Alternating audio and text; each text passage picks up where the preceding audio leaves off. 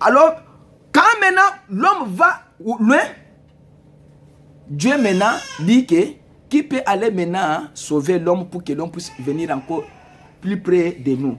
Alors William Branham dit que l'agneau, quand il s'est avancé, quand Dieu a posé la question maintenant que qui peut aller descendre pour sauver l'homme, parce que la Bible dit dans Ésaïe 65, la Bible dit ceci, la Bible dit que Dieu seul descendra et fera quoi? Et sauvera les pays. Comment Dieu peut descendre et sauver les pays? Dieu descend pour sauver les pays seulement par le canal d'un homme. Parce que Dieu ne peut pas descendre au ciel avec des tambours et autre chose. Non, Dieu descend par le canal d'un intermédiaire. Comment il peut le faire? Il doit être le médiateur. Ça veut dire que Yesu, yo okoki ko sauter ministre de ou comme pas président. Il fallait au bas de procédure. Il y a ce que je vous avais dit la fois passée. Alors, il fallait qu'il y ait un intermédiaire entre les hommes et Dieu pour que l'homme maintenant revienne sur ses droits. Jésus était devenu maintenant l'intermédiaire ou le médiateur entre Dieu et les hommes. Il dit que c'est pourquoi Jésus était devenu un lion. Quand Jean a regardé, l'ange lui a dit que Jean ne pleure pas. Voici les lions de la tribu de Juda. Il a prévalu pour les péchés. Tes péchés à toi, c'est seulement cet agneau, c'est seulement les lions de la tribu de Juda qui devaient donner sa vie pour toi. Alors, quand Jean a regardé pour voir les lions, Jean a vu l'agneau. Alors, c'était l'agneau de Dieu qui devait ôter les péchés du monde. Alors, la Bible dit, William Branham dit que, mais pour que toutes ces choses-là soient, que nous devons connaître ça aujourd'hui, comment Dieu a pu faire pour que nous puissions encore récupérer nos droits perdus? Dieu a dit envoyer deux messagers pour nous révéler la parole, comment est-ce que cela était fait. C'est pourquoi je vous ai mis ça devant, pour que vous puissiez voir comment Dieu avait travaillé. Ce que je vous ai dit, ce que j'ai écrit ça aujourd'hui, ça ne se terminera pas aujourd'hui, ça peut prendre 3 mois ou 4 mois.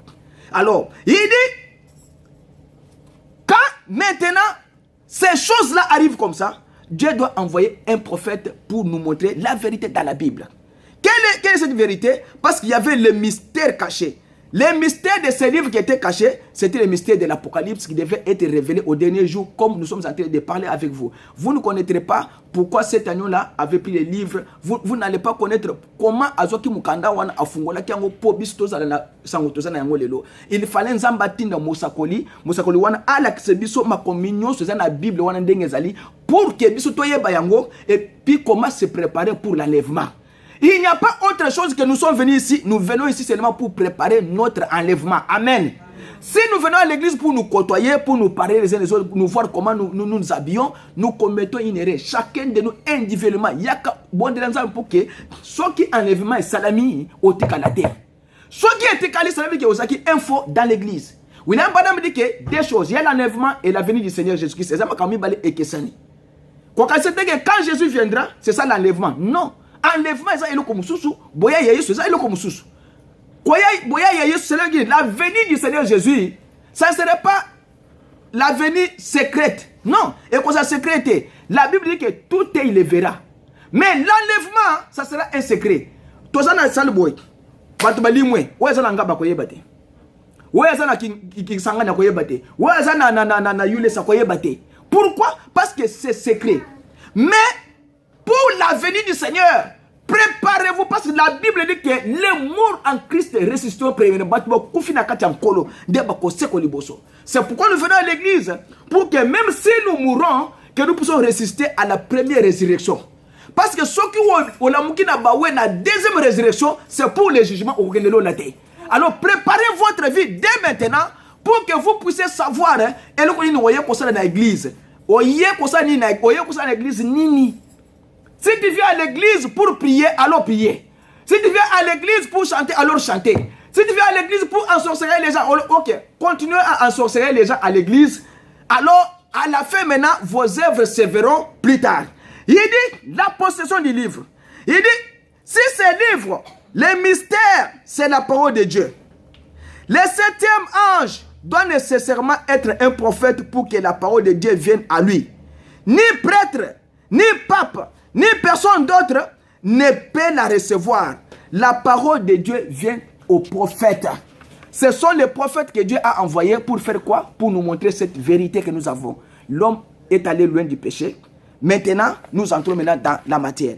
Pour que l'homme puisse revenir, il fallait qu'un autre homme puisse mourir. Il ne fallait pas azala anjité. Il faut azala moutnet biso. Il faut azala un parent qui devait mourir pour nous, pour que nous puissions avoir la vie. Alors la Bible dit, dans Apocalypse 5, il dit, et j'ai vu au milieu des trônes et des 4 êtres vivants, et au milieu des veillards un agneau qui était là comme immolé. Il avait 7 cornes et il avait 7 yeux. Azagna maseke, obelobana lingana maseke wana 7. Azagna mis sur 7 agneau wana. Maintenant, cet agneau là avait maseke 7. Na mis sur 7. Cela veut dire quoi? Vous devez connaître ça. Pour connaître ces choses, il fallait prophète Aya Aïs Binokino, tala mis sur 7 oyo za eloko tel, tala ba korna oyo 7 oyo ezali eloko 7. Boyo kasukoyo prophète oyo nzamba tindele bino ndenge a interprété bino par la révélation du Saint-Esprit pour que vous puissiez connaître que maseke waneza nini mis sur 7 waneza nini. William Panam dit la prédication la brèche paragraphe 224. Il dit que remarquez, il y a 7 cornes sur 7 agneaux. Donc, il y a maseke wana 7 na mutu, il y a agneau wana. Il y a 7. Il dit, il avait 7 cornes. Nous venons juste de les voir. Les cornes, ça représente la puissance chez l'animal. Maseke wana elekisike nguya, woyo agneau wana azana yango. C'est la première des choses que vous devez retenir. Il dit, et remarquez, il n'était pas un animal, mais l'agneau là qui est mort pour nous, Azaki Nyamate, quand on dit que Jésus est l'agneau de Dieu qui ôte les péchés du monde, est-ce qu'Azanyama, Azanyamate, Azali Mout? Mais il a maintenant 7 cornes. Ça veut dire que c'est une révélation. Cet agneau là n'est pas un animal, c'est un homme. Ces cornes là ne sont pas les cornes normales, ce sont la puissance. Il dit que c'est la puissance, ça représente une puissance. Alors il dit que, et remarquez, il n'était pas un animal parce qu'il a pris le livre de la main droite de celui qui était sur le trône. Voyez? Mais, il dit, voyez, son œuvre des parents et tout. Vous savez en quoi consiste l'œuvre du parent? Témoigner devant les anciens. Vous vous rappelez Boaz, comme je vous avais dit la fois passée. Pour que tu puisses être parent, il faut témoigner devant les anciens qui nous ont na yepona zo droit ya famille na ngai obengi ba ancien ya famille ba ancien wana ba sende nini ba fandi alors bo sali cérémonie comme cérémonie prévue dans la Bible et puis on récupérer ba droit na yo. Mais il dit que les 7 cornes c'était les 7 églises. Vous voyez, les 7 âges de l'église parce que c'était la protection de l'agneau. La puissance là que l'agneau avait, les 7 cornes là, c'était les 7 églises qui sont les protections de l'agneau. Comment c'était une protection de l'agneau? Parce que église na kati ya mokili nde bisika nzamba yaka a evraka na kati ya église. Nzamba evraka na babar te. Nzamba evraka na ba hotel te. Dieu œuvre sa puissance dans l'église parce que Dieu est la parole et la parole de Dieu est dans l'église. Dieu ne peut pas être dans une église mais Dieu est dans sa parole. Alors il dit, c'est avec quoi il protège ses droits sur la terre. Donc, si Jésus veut récupérer ses droits sur la terre, Jésus récupérera les droits qu'à travers les 7 églises-là. Voilà pourquoi j'ai énuméré les 7 églises-là devant. Vous voyez, à partir de l'église de l'Éphèse jusqu'à l'église de la Odyssée, c'est pour la protection de l'agneau. Il dit, c'était un groupe de gens envoyés de Dieu qui assuraient la protection. Vous voyez, la corne, les 7 yeux, sont les messagers de 7 âges de l'église. Donc il y a des choses là. Il y a les 7 cornes qui sont les 7 églises. Et il y a les 7 yeux qui sont les voyants, les messagers de l'église. Misu et Monaka. Tant Misu et Mona, ils ont la vision. Alors la vision de Dieu, c'est à travers les messagers là pour que ces messagers là puissent faire quoi? Vous apporter la parole. Il dit les 7 yeux sont les 7 messagers des 7 âges de l'église. Il dit que ce sont les voyants. Donc les 7 âges qui sont là-bas, les Paul, les Irénée, les Colomba, les Luther, tout jusqu'à William Branham, ce sont là les 7 yeux. Donc Dieu dans sa main, il avait 7 étoiles. Les 7 étoiles que Dieu avait dans sa main, c'était les 7 messagers. Parce qu'il y avait 7 chandeliers qui sont les 7 églises. C'était les 7 cornes. Alors il y avait aussi 7 messagers qui sont les 7 yeux. Alors qui sont les 7 messagers pour les 7 âges de l'église. Maintenant, Dieu devait travailler avec chaque individu. Paul, Irénée, Colomba, Luther, Martin, Wesley, jusqu'à William Branham, pour éclairer la lumière de la parole. Parce que la parole a été falsifiée par les gens. Les gens ont mis des doctrines, n'importe quelle doctrine. Alors Dieu a voulu maintenant remettre les chandeliers à sa place. Il devait remettre ce que les apôtres avaient prêché, qu'au cours des âges, les églises catholiques et les autres églises avaient bouleversé. Dieu devait ramener toutes ces écritures-là et toutes ces choses-là qui ont été restées, qui sont restées en suspense, alors que Dieu devait ramener ça à la vérité, à la lumière. C'est pourquoi il dit que les 7 yeux sont les 7 messagers de cet âge de l'église. Alors lisons d'abord dans Zacharie 3:8 pour voir qu'est-ce que signifie ces 7 yeux-là. Prenez vos Bibles là-bas. Regardez Zacharie 3. En anglais, c'est dans l'Ancien Testament. Zacharie 3, 8 à 9. La Bible dit quoi? Écoutez ce que Zacharie dit. Zacharie dit, écoutez donc Josué, souverain sacrificateur, toi et tes compagnons qui sont assis devant toi. Car ce sont des hommes qui serviront des signes. Voici, je ferai venir mon serviteur les germes. Car voici pour ce qui est de la pierre que j'ai placée devant Josué. Il y a 7 yeux. Sur cette seule pierre. Voici, je graverai moi-même ce qui doit y être gravé, dit l'Éternel des armées. Et j'enlèverai l'iniquité de ce pays à un jour. En ce jour-là, dit l'Éternel des armées, vous inviterez les uns les autres sous la vigne et sous la figuier. Alors maintenant, même livre, chapitre 4, verset 10.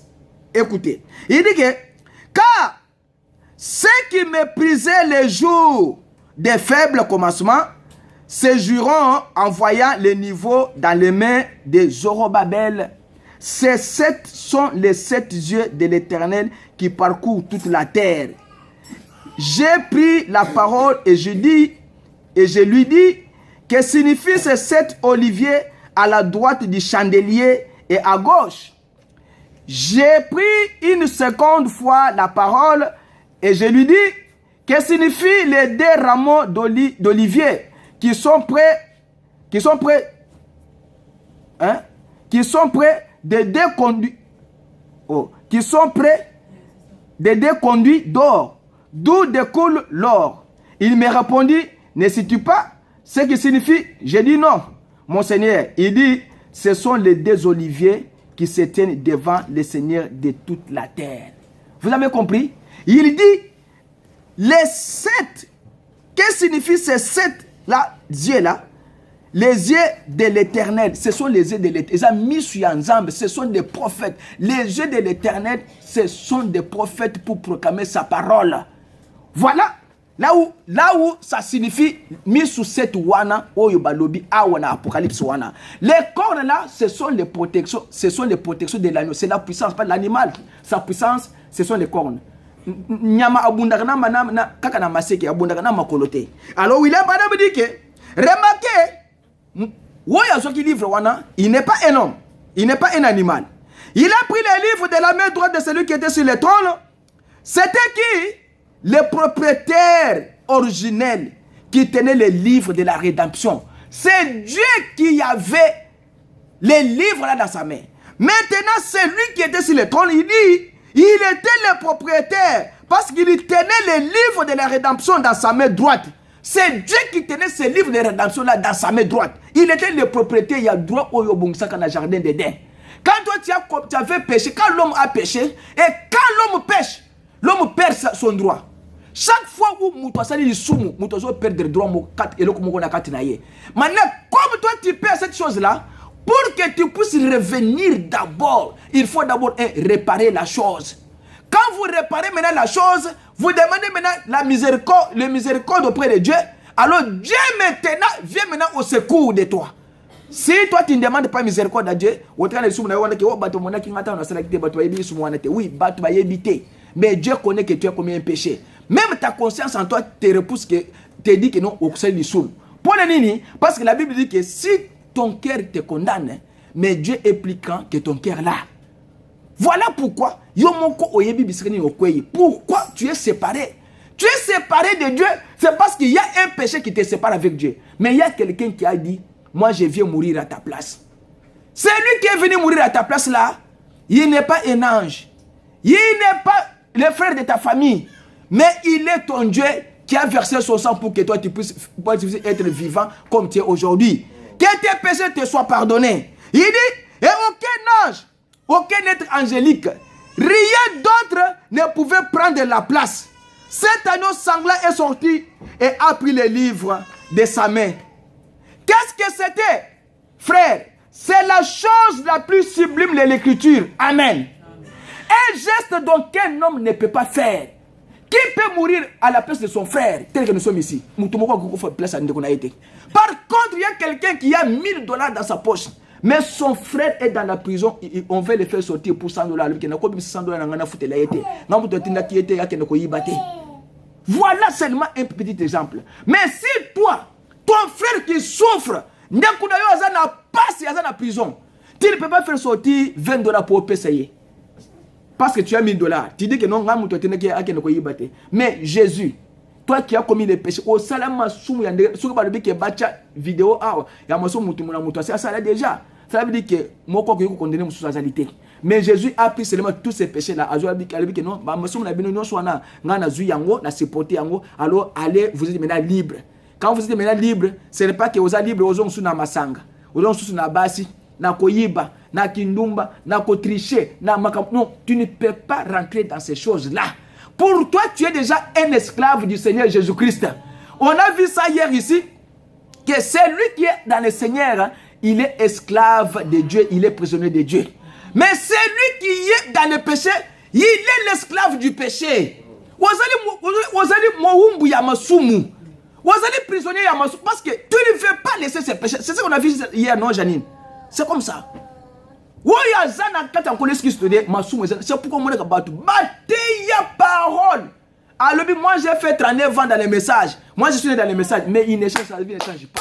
Pourquoi? Parce qu'il est toujours esclave du péché. La Bible dit que c'est lui qui est dans le Seigneur, il quitte maintenant le camp de l'esclavagisme du diable, il devient maintenant l'esclave du Seigneur Jésus-Christ. Il devait, si vous lisez Philippe dans les livres, Paul a dit seulement que Paul, prisonnier du Seigneur Jésus-Christ. Comment Paul était devenu le prisonnier du Seigneur? C'est parce que Paul a pris Jésus comme son maître, comme un modèle à suivre. Vous aussi prenez aussi Christ comme un modèle. Quand on vous reproche pour quelque chose qui est mauvais, laissez tomber ces choses-là. Ça ne vous avancera pas. Vous êtes esclave d'un péché. William Branham dit que ce n'est pas William Branham. Je vais dire ceci. Moutou a lingi pantalon ya dins mingi. Moutou a lingi babodi mingi.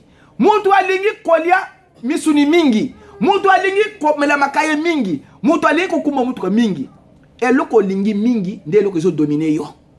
Nde loko za chef na yo. La Bible dit comme ça. Ce que vous aimez beaucoup plus, c'est ce qui est votre chef.